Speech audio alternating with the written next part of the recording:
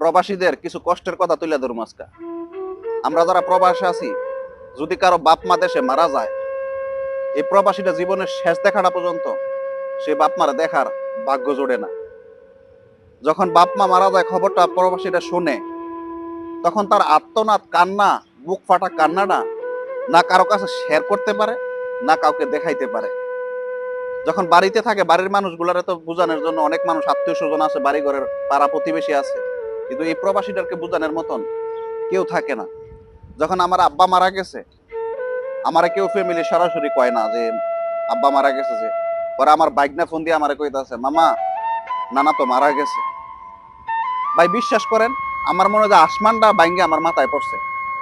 আমার এত কষ্ট লাগছে, আর বুক ফাইটা এত কান্না আসতেছে, আমি কাউরে দেখাইতে পারি না।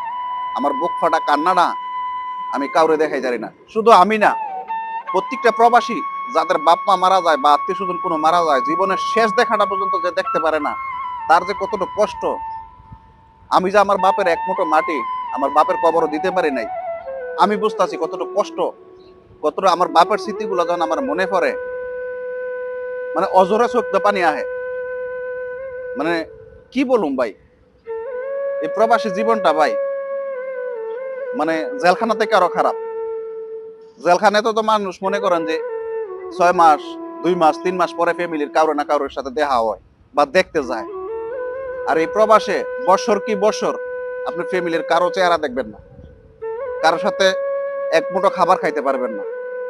সত্যি ভাই, প্রবাসী জীবনটা এত সহজ না ভাই, খুব কঠিন একটা জীবন।